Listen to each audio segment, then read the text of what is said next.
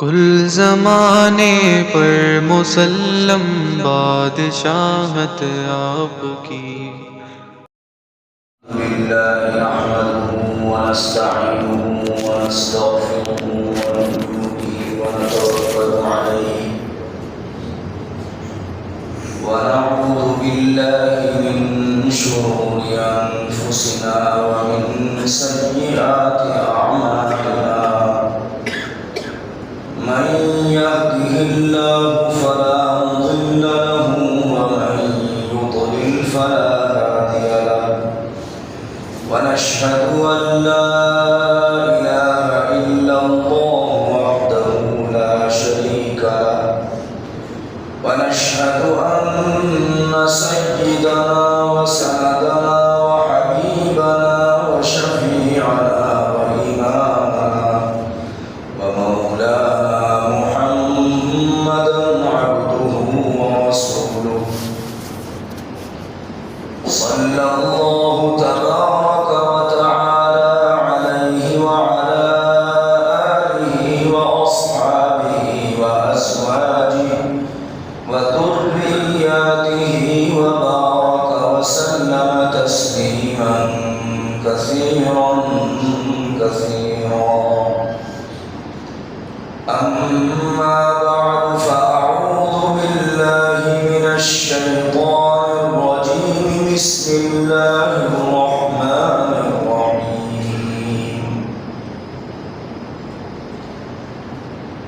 وليستعفف الذين لا يجدون نكاحا حتى يغنيهم الله من فضله والذين يبتغون الكتاب مما ملكت أيمانكم فكاتبوهم إن علمتم فيهم خيرا وآتوهم مما لله الذي آتاكم ولا تكرهوا فتياتكم على البغاء إن أردنا تحصنا لتبتغوا عرض الحياة الدنيا ومن يكرهن فإن الله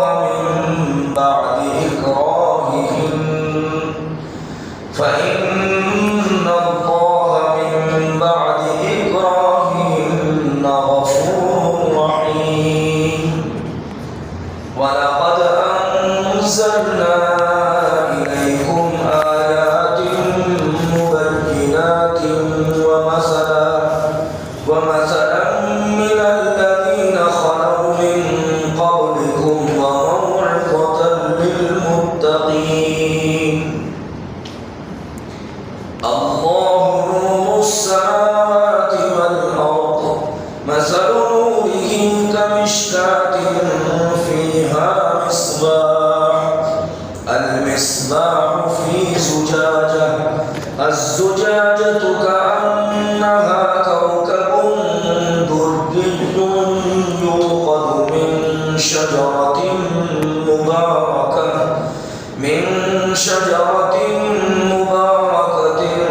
زيتونة لا شرقية ولا غربية يكاد زيتها يضيء ولو لم تمسسه نور على نور يهدي الله لنوره من يشاء ويضرب الله الأمثال للناس والله بكل شيء عليم. في بيوت أذن الله أن ترفع ويذكر فيها اسمه يسبح له فيها بالغدو والآصال. رجال لا تلهيهم تجارة ولا بيع عن ذكر الله وإقام الصلاة وإيتاء الزكاة يخافون يخافون يوما تتقلب فيه القلوب والأبصار صدق الله مولانا العلي العظيم.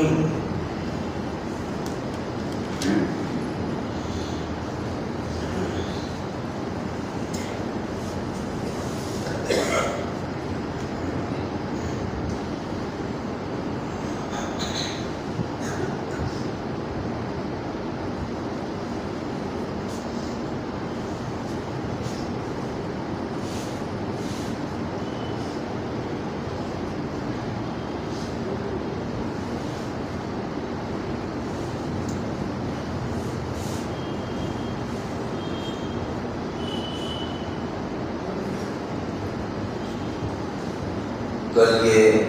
بات چل رہی تھی، آیت کا آدھا حصہ ہو چکا تھا اور آدھا باقی تھا. بات چل رہی تھی وَآتُوهُم مِّن مَّالِ اللَّهِ الَّذِي آتَاكُمْ.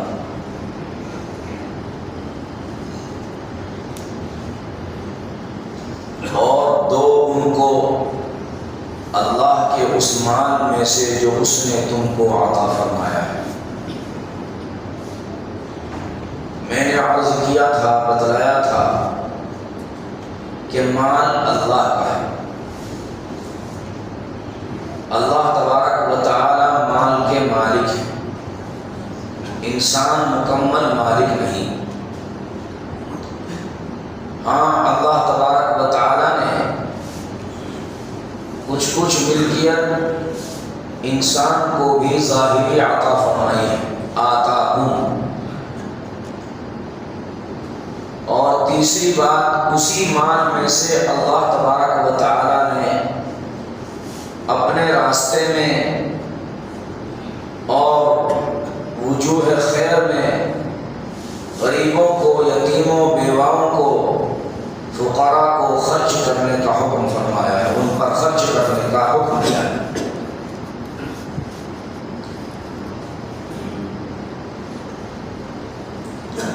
اور خرچ کرنے کے بے شمار فوائد بتائے. قرآن کریم میں بھی بہت زیادہ ثواب اللہ تبارک و تعالیٰ نے اس کا ذکر فرمایا کہ کم سے کم ثواب منیمم وہ 700 گنا ہے خرچ کرنے کا ثواب. خرچ کرنے سے آدمی اللہ تبارک و تعالیٰ کی عادت اختیار کرتا ہے. اللہ کی عادت ہے خرچ کرنا، دینا، رزق دینا. جب آدمی اپنے مال میں سے غربا کو دیتا ہے تو گویا کہ ان کے رزق کا انتظام کرتا ہے، ان کو رزق دے رہا ہے ظاہری طور پر. تو اللہ تبارک و تعالیٰ کی عادت کو یہ بندہ اختیار کرتا ہے. اللہ تبارک و تعالیٰ کی عطیے میں مشابہ ہوتا ہے، عطیہ دینے میں، خرچ کرنے میں. تو بڑی صفت ہے یہ کہ آدمی اللہ تعالیٰ کی عادت کو، اللہ کی خلق کو اختیار کرے. یہ بڑی صفت ہے، یہ اہم اور بڑی صفت انسان اختیار کرتا ہے اللہ تبارک و تعالیٰ. اس لیے مال خرچ کرنا اللہ تعالیٰ کے راستے میں، چونکہ آدمی بڑی محنت سے کماتا ہے، پریشانیاں اٹھاتا ہے، تکلیفیں اٹھاتا ہے، چاہے وہ کاشتکار ہو، تاجر ہو، ملازم ہو، کوئی بھی ہو، تو وہ پریشانیاں اور تکلیفیں اٹھاتا ہے خرچ مال کمانے میں. تو اس لیے خرچ کرنے میں بڑی تکلیف ہوتی ہے. نفس پر آرے چڑھتے ہیں جب آدمی خرچ کرتا ہے. اس لیے اس کے فضائل بھی بڑے بیان کیے گئے ہیں، اس کے بدلے کا وعدہ کیا گیا ہے دنیا میں بھی آخرت میں بھی. اور بڑے فضائل بیان کیے گئے ہیں اللہ کے راستے میں خرچ کرنے کے، زکوٰۃ دینے کے، صدقہ و خیرات دینے کے، نفلی صدقات ہوں یا صدقات واجبہ ہوں، بزرگوں نے یہاں پر ایک بات اور لکھی ہے، وہ یہ ہے کہ دنیا کے اندر دو نظام چلے مال کے، معاشیات کے، مال کے دو نظام۔ ایک کو کہا جاتا ہے سرمایہ دارانہ نظام، اور ایک کو کہا جاتا ہے اشتراکی نظام۔ سرمایہ دارانہ نظام وہی ہے جو شعیب علیہ السلام کی قوم نے کہا کہ مکمل مال کے مالک ہم ہیں، ہم نے مال کمایا تو ہم جہاں چاہے خرچ کریں، مال کے ہم مالک ہیں، تو جس طرح چاہیں ہم کمائیں، جہاں چاہیں ہم خرچ کریں، ہمیں پورا اختیار ہے۔ ظاہر ہے کہ مال ہمارا ہے تو اختیار کس کو ہوگا؟ اور ایک ہے اشتراکی نظام، وہ یہ ہے کہ مال کے ہم مالک نہیں، سب برابر درجے کے مالک ہیں۔ مال کا مالک حکومت ہے، اس لیے ہر آدمی بقدر ضرورت اس مال میں سے لے جائے جتنی بھی اسے ضرورت ہے۔ مال کا مالک کماؤ اور کما کر کے حکومت کے سپرد کر دو۔ مال کا آدمی مالک نہیں ہے، بلکہ اس کو حکومت کے سپرد کرنا ہے اور اپنی ضروریات کے مطابق پھر وہاں سے حاصل کرنا ہے۔ یہ اشتراکی نظام ہے، لیکن یہ دونوں نظام غلط ہیں۔ دنیا کے مالیے کے یہ دونوں نظام، اشتراکی نظام کہ کوئی مال کا مالک نہیں، اس کو تو دنیا نے بہت پہلے نکال دیا کہ یہ طریقہ غلط ہے، یہ قبول نہیں کیا لوگوں نے، کچھ دنوں تک چلا، اور خاص طور پر روس سے یہ آواز اٹھی اور وہاں پر یہ نظام چلا کچھ دن، مگر بالآخر اس نظام کو لوگوں نے دھتکار دیا، دھکا دے دیا کہ غلط نظام ہے کہ آدمی کمائے اور کما کر کے محنت کرے اور کما کے سپرد کر دے حکومت کو، خود مالک کے لیے کس چیز۔ اور سرمایہ دارانہ نظام میں یہ ہے کہ ہر چیز کا مالک انسان ہے اور پورا مالک ہے۔ اللہ تبارک و تعالیٰ نے اس آیت میں ان دونوں نظام کو ختم فرمایا ہے، غلط قرار دیا ہے۔ اللہ نے فرمایا مال کا مکمل مالک بھی انسان نہیں اور بالکل مالک نہ ہو ایسا بھی نہیں۔ اللہ تبارک و تعالیٰ نے ملکیت ملکیت عطا فرمائی ہے، لوگوں کو ملکیت دی ہے، نہیں تم مال کے مالک ہو مگر مکمل مالک نہیں۔ مکمل مالک اللہ ہے، ہاں کچھ ملکیت اللہ نے تمہیں بھی عطا فرمائی ہے، اور اس مال میں سے جو اللہ نے تمہیں عطا فرمایا ہے اس کے نظام، شریعت کے نظام کے مطابق وہ تمہیں پورا پر فقراء پر خرچ کرنا ہے۔ تو اللہ تبارک و تعالیٰ نے مال کا مالک انسان کو بنایا ہے، منع نہیں فرمایا کہ مال کا مالک انسان نہیں ہے، نہیں مالک ہے مگر مکمل مالک نہیں کہ جہاں چاہے خرچ کرے، مکمل مالک اللہ تبارک و تعالیٰ ہے۔ من مال اللہ الذی آتا، اس کے بعد فرمایا وَلَا تُكْرِهُ فَتَيَاتِكُمْ عَلَى الْبِغَاءِ إِنْ أَرَدْنَ تَحَصُّنًا لِتَبْتَغُوا عَرَضَ الْحَيَاةِ الدُّنْيَا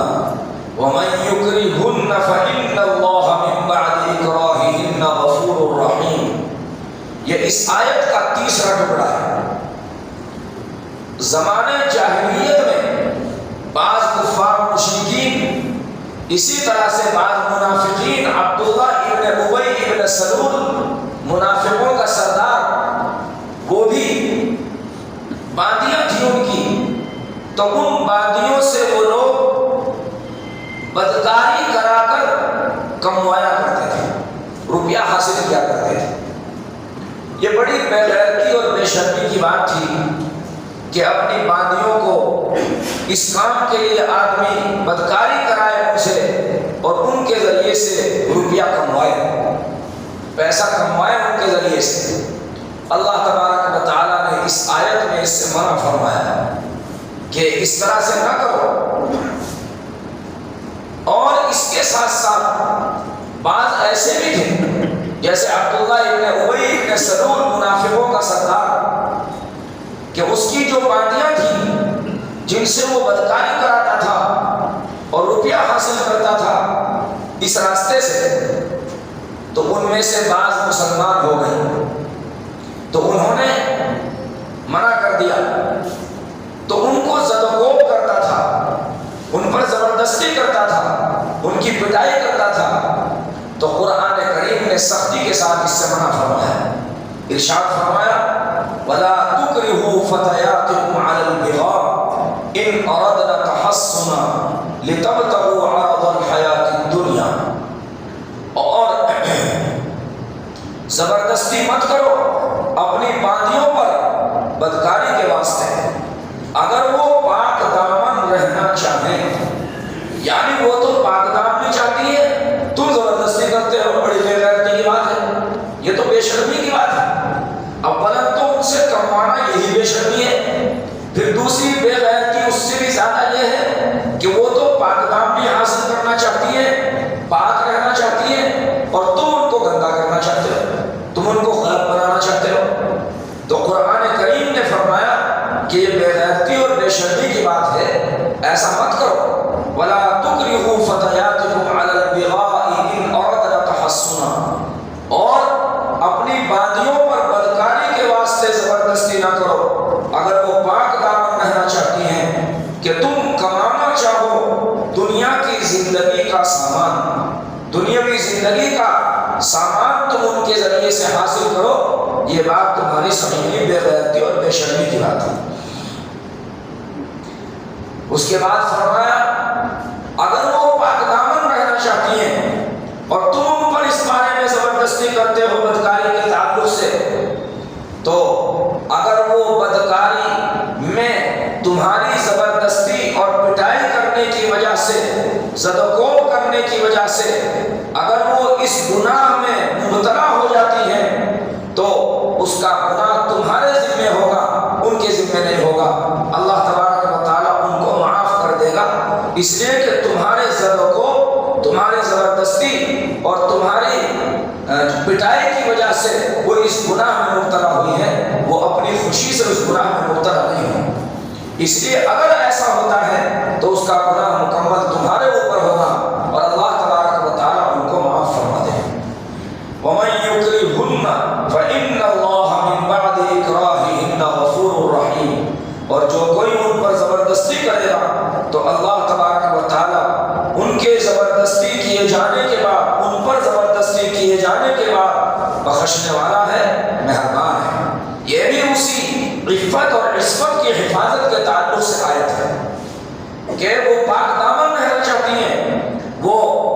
عفت اور عصمت کی اپنی حفاظت کرنا چاہتی ہیں، لیکن تم ان کی عزت کو خراب کرنا چاہتے ہو، تو یہ صحیح نہیں ہے۔ دنیا میں فساد نہ پھیلاؤ زمین کے اوپر، بلکہ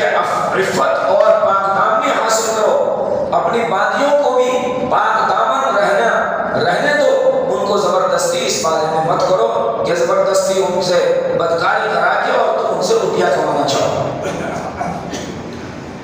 وَلَقَدْ أَنزَلْنَا إِلَيْكُمْ آيَاتٍ مُبَيِّنَاتٍ وَمَثَلًا مِّنَ الَّذِينَ خَلَوْا مِن قَبْلِكُمْ وَمَوْعِظَةً لِّلْمُتَّقِينَ، اور ہم نے اتاری تمہاری طرف کھلی ہوئی آیتیں اور گزشتہ لوگوں کے کچھ واقعات، ان لوگوں کے کچھ واقعات جو تم سے پہلے گزر چکے ہیں، اور متقیوں کے لیے نصیحت کا سامان۔ مطلب یہ ہے کہنے کا کہ قرآن کریم میں کچھ نصیحتیں، احکام، گزشتہ قوموں کے واقعات، یہ سب بیان کیے گئے ہیں، اور اس کا مقصد یہ ہے کہ خدا کا جو ڈر رکھنے والے لوگ ہیں، جن کے دل میں تقویٰ ہے، جن کے دل میں اللہ تبارک و تعالیٰ کا خوف اور ڈر ہے، وہ اس سے نصیحت حاصل کریں ان واقعات کے ذریعے سے، اور اللہ کے ان احکام پر عمل کریں۔ تو نصیحت کا حصول واقعات سے اصل مقصود ہے۔ واقعات کا مقصد، کسی بھی واقعے کا مقصد وہ واقعہ نہیں ہوا کرتا کہ بس قصہ کہانی سنا دی، بلکہ واقعات کا مقصد ہوا کرتا ہے ان سے نصیحت حاصل کرنا۔ اگر واقعات سے نصیحت حاصل نہیں ہوتی تو وہ واقعہ بیکار ہے، وہ بیان کرنا واقعہ بیکار ہے۔ تو قرآن کریم کے جتنے واقعات ہیں وہ موعظہ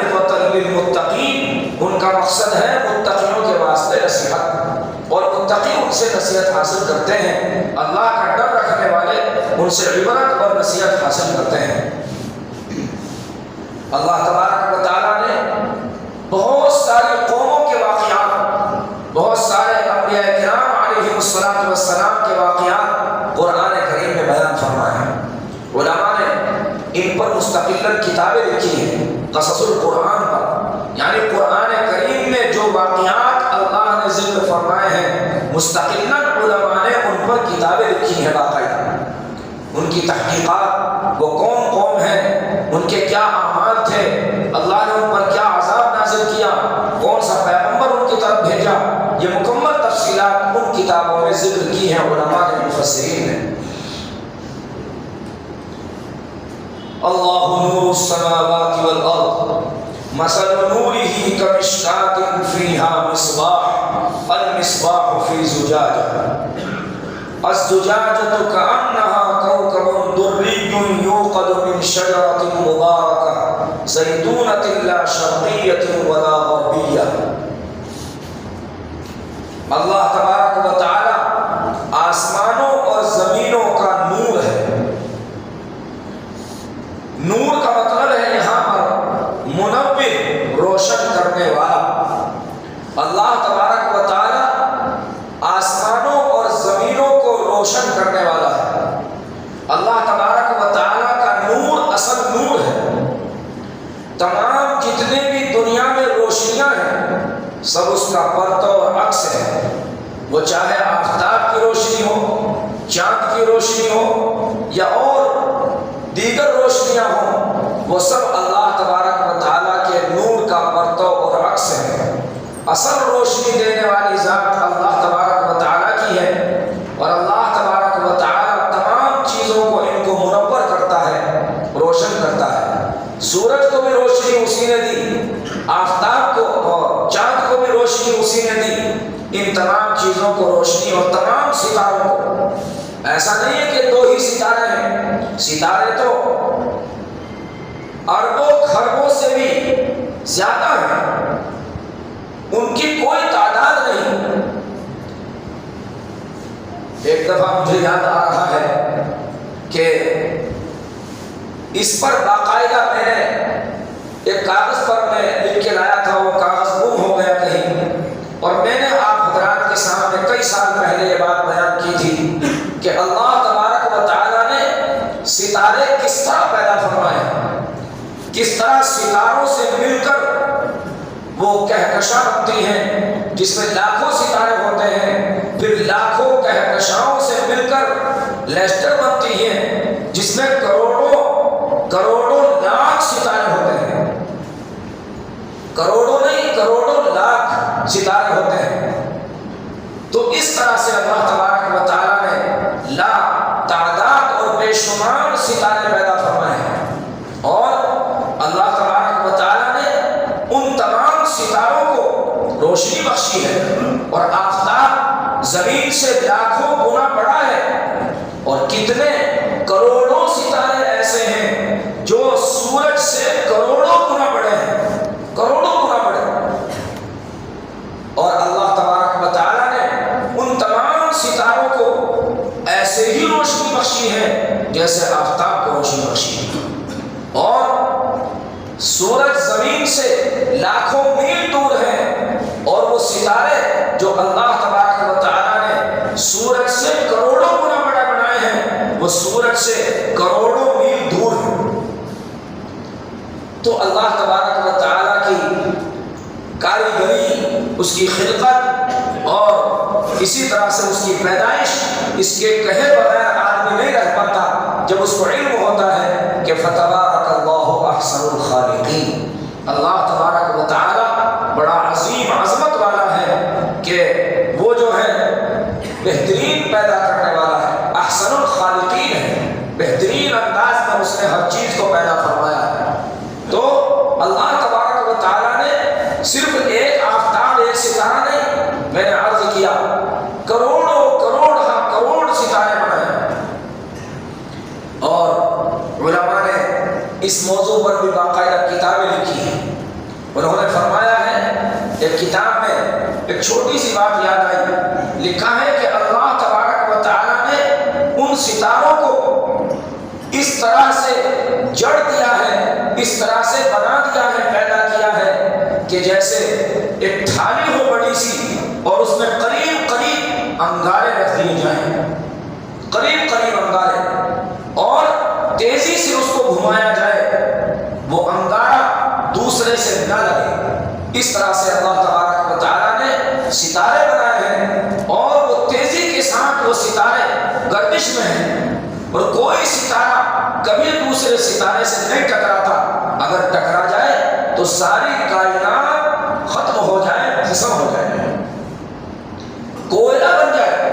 جل کر راکھ بن جائے، بالکل پوری کائنات۔ اللہ تبارک و تعالیٰ نے اس انداز سے ان کو ستاروں کو بنایا ہے، اس طرح سے وہ ستارے گھوم رہے ہیں، اس طرح سے تیزی کے ساتھ وہ ستارے گردش میں ہیں، مگر اللہ تعالیٰ کی شان ہزاروں سال سے، جب سے اللہ نے ہزار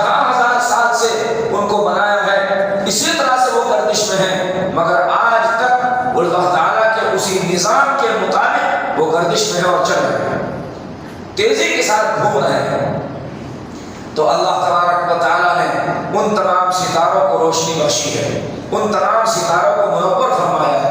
آسمان اور زمین کو منور فرمایا ہے، ہر چیز کو جو روشنی بخشی ہے اللہ تبارک و تعالیٰ ہی وہ بخشنے والا ہے روشنی، کوئی اور ایسا نہیں ہے کہ جو ان چیزوں کو روشن کر دے۔ اللہ نور السماوات والارض، اللہ تبارک و تعالیٰ ہے روشنی آسمانوں کی اور زمین کی۔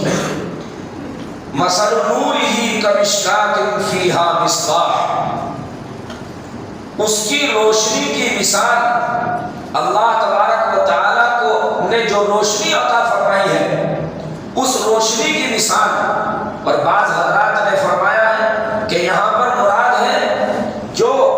مومن ہے، تو مومن کو اللہ نے جو نور ایمانی عطا کیا ہے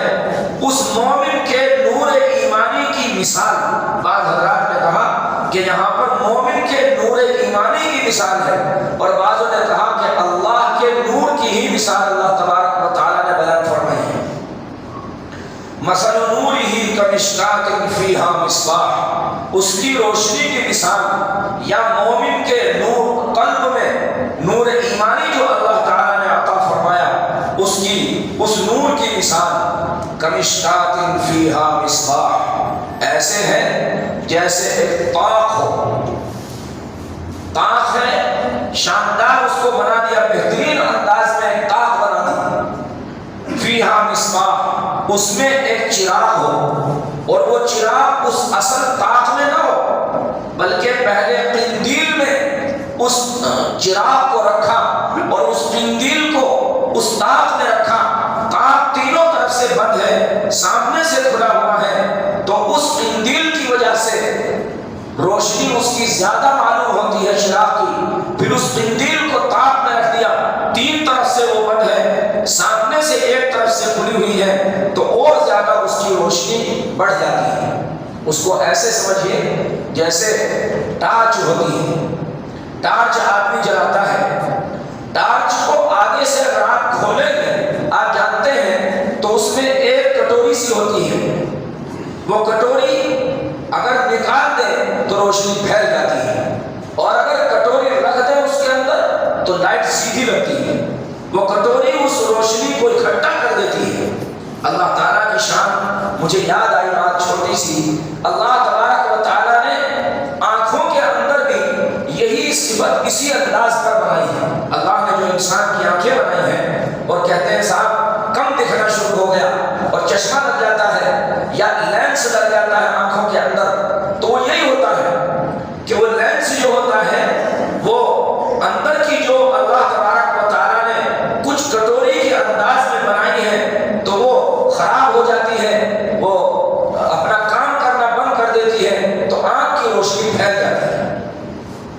تو اس کے بعد لینس لگ جاتا ہے یا چشمہ لگ جاتا ہے، تو وہ ان شعاعوں کو جو پھیل جاتی ہیں ان کو اکٹھا کر دیتا ہے، تو دور کا نظر آنے لگتا ہے،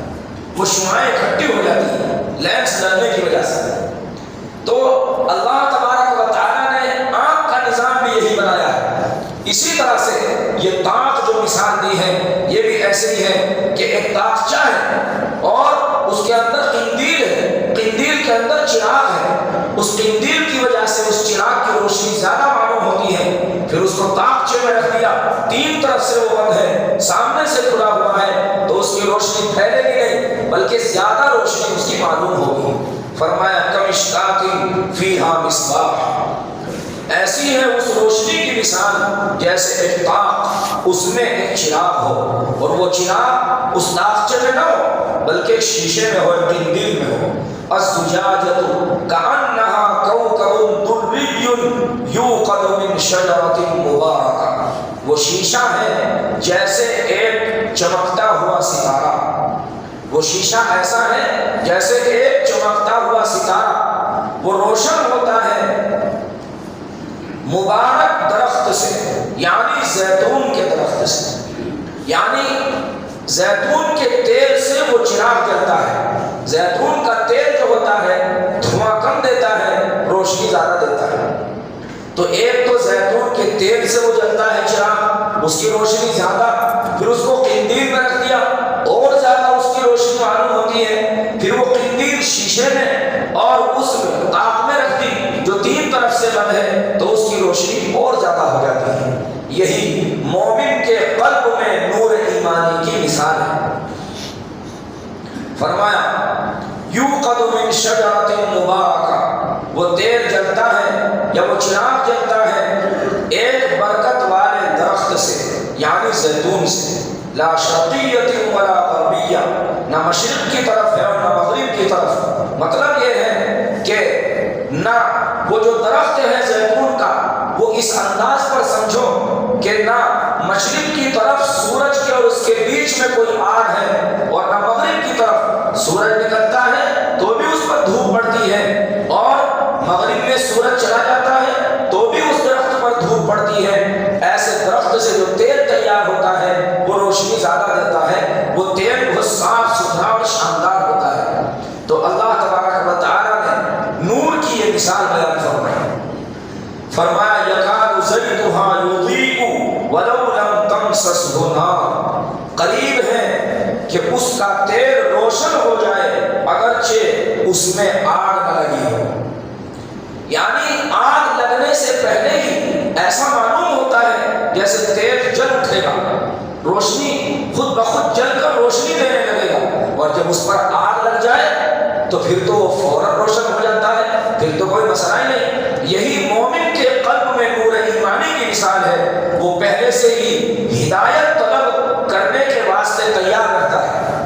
ہدایت طلب کرنے کے واسطے وہ تیار رہتا ہے، پھر جب اللہ تبارک و تعالی ایمانی ہدایت پیغمبر کے ذریعے سے نازل فرماتا ہے، پیغمبر کو عطا فرماتا ہے، اور اس آدمی کے سامنے وہ ہدایتیں سامنے آتی ہیں تو پہلے سے ہی وہ تیار رہتا ہے گویا کہ اس نور ایمانی کو قبول کرنے کے لیے، تو فوراً وہ تیل جس طرح سے آگ لگتے ہی جل اٹھتا ہے تو وہ پیغمبر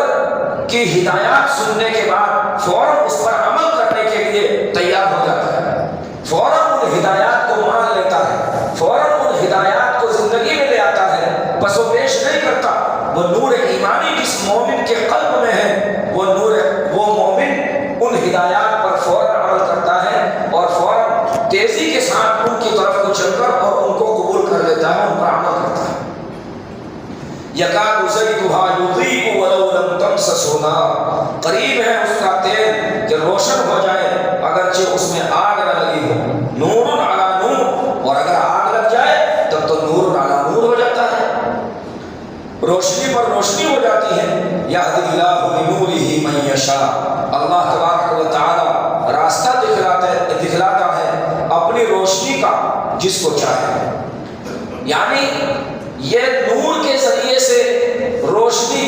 اس روشنی کے ذریعے سے راستہ دکھانا یہ اللہ کا کام ہے، اللہ تبارک و تعالیٰ کے علاوہ کسی کے اختیار میں نہیں۔ اس سے پہلے بھی یہ بات بیان کی گئی، من یضلل اللہ فلا ہادی لہ ومن یہد اللہ فلا مضل لہ، اللہ تعالیٰ جس کو ہدایت دے اس کو کوئی گمراہ نہیں کر سکتا، اور اللہ جس کو گمراہ کرے اس کو کوئی ہدایت نہیں دے سکتا۔ اصل ہدایت اللہ تبارک و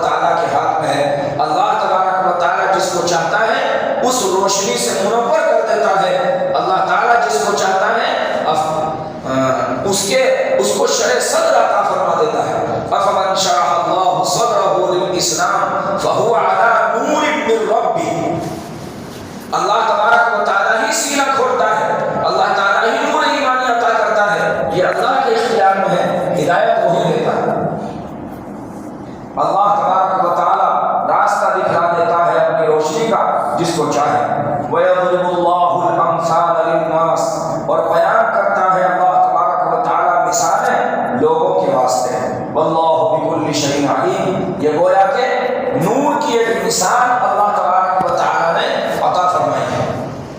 اور بیان کرتا ہے اللہ مثالیں لوگوں کے واسطے, اور اللہ سب چیز کو جانتا ہے. اس کے بعد اگلی آیت میں یہ بات بتلائی کہ وہ نور کہاں ملے گا. اگر وہ نور آدمی بڑھانا چاہے, اس کو مزید حاصل کرنا چاہے, تو وہ نور کہاں ملے گا, کن مقامات پر ملے گا, کن جگہوں پر وہ نور ملے گا, یہ اگلی آیت میں یہ بات بتلائی گئی ہے. انشاءاللہ تعالیٰ اس کو کل بیان کیا جائے گا. اللہ تعالیٰ ہم سب کو عمل کرنے کی توفیق نصیب فرمائے, اور نور ایمانی سے اللہ تعالیٰ ہمارے سینے کو بھی منور فرمائے. وآخر دعوانا